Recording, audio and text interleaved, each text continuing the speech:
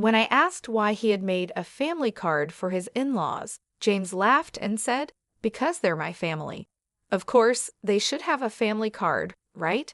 Got a problem with that." He added, "If you knew who took you in when you were all alone, you wouldn't say such things, would you?" I was surprised by his bold tone, which was new to me. Was James always like this? He continued, "If you're thankful, you should do more for my family. Then I'll consider you part of the family. Until then, you're on a trial period." I had never heard of a trial period in marriage. James went on, seeing I was quiet. "In other words, you're not fully part of the family yet. If you don't like it, you can leave any time. For now, our family is just the six of us." I was shocked. After that, I immediately canceled all our joint credit cards and moved out. My name is Olivia Cook, 30 years old. I'm a freelance illustrator. I used to work as a designer for a big advertising agency, but started on my own 5 years ago when I got married. Now I work from home. My parents died in an accident when I was young. I was raised by my maternal grandparents, but moved back to my parents' apartment near the city center for college. I've been living there ever since.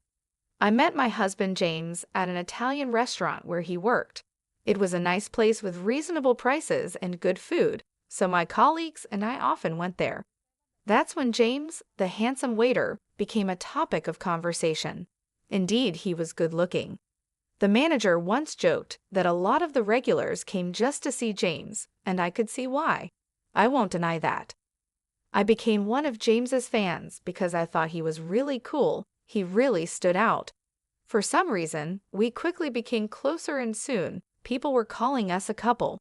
Surprisingly, we ended up getting married. I don't remember much about that time. It's almost like I was in a daze. When I snapped out of it, I was married to a man I was calling my husband. But I loved James then and was happy when we got married. I quit my job as a designer at the company and started working independently. It was a friendly departure, and I continued the same kind of work, but on my own.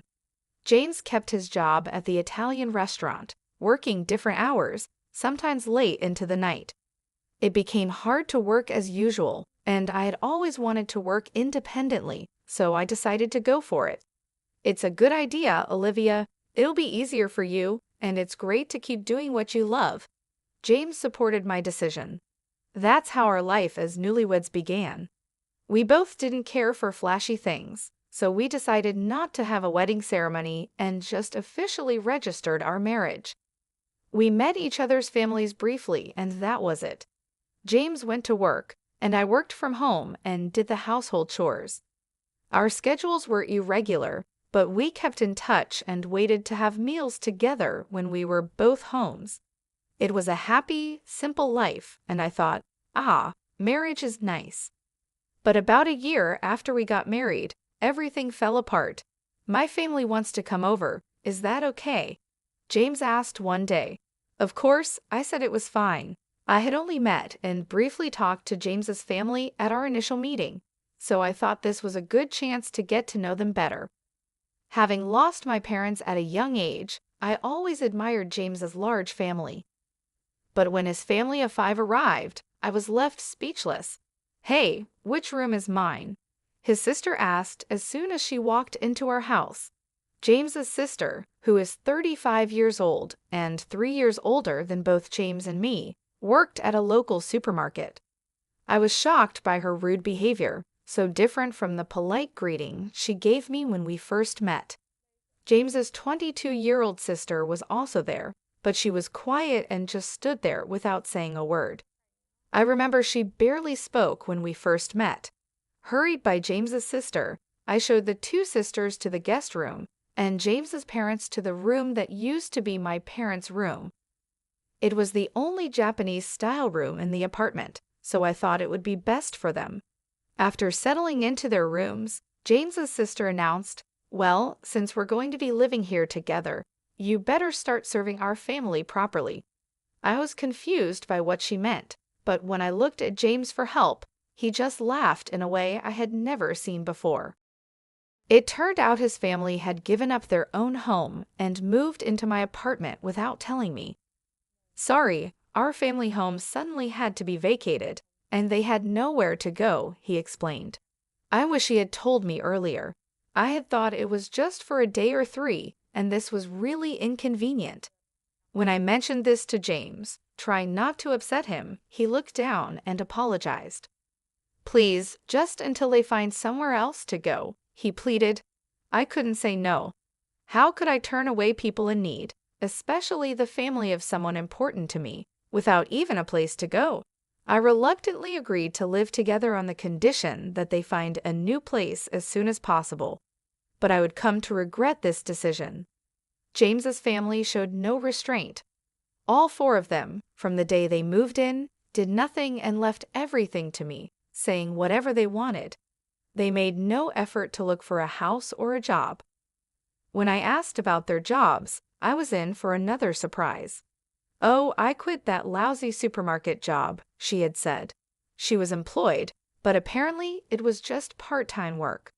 I had thought she worked full-time because of her age, but she told me she hadn't had a steady job since high school. James's parents also had part-time jobs, which they quit before coming here. And of course, James's other sister was unemployed. She had claimed she was a student, but that was not true. Why should I work when I've become part of a wealthy family? She asked. When I asked who she was talking about, I got another shocking reply. You, of course. You got a big settlement and insurance money from your parents' accident, and you don't even have a mortgage on this apartment. You can live without working, James's sister said, laughing. I complained to James when he got home, but he yelled in a way I had never seen before. Everyone's tired from suddenly having to leave their home. Let them rest for a while. Or do you want to kick out my family, Olivia? Stunned, I froze. Then James suddenly softened his tone. Sorry for yelling. I'm having a tough day too. Can you just be a little more patient? Looking back, James was skilled at manipulating situations with a mix of kindness and harshness. But at that moment, I didn't see it and agreed to endure a bit longer. The tyranny of James's family got worse. They treated me like a servant at home and demanded money when going out. We can't job hunt without a penny, can we? It's fine, but if we can't find work, we'll just keep living here, they said. I reluctantly gave them some money, which they claimed to have spent without finding jobs. They probably never looked for work, but if I said that, they would accuse me of lying without proof, and James's whole family would blame me for hours. Telling James didn't solve the problem. Everyone's frustrated about not finding jobs.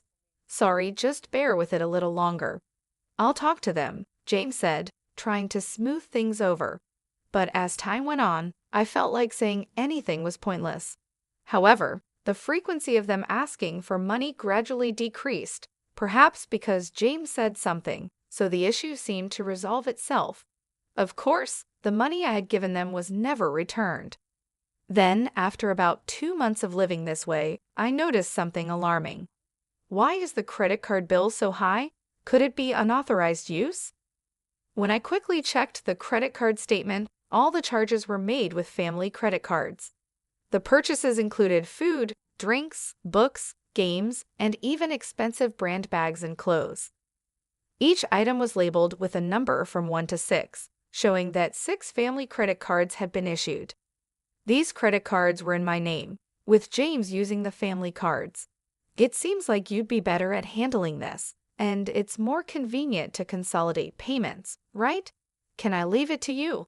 He had said, and I ended up managing them. But it turned out these family cards had been issued without me knowing.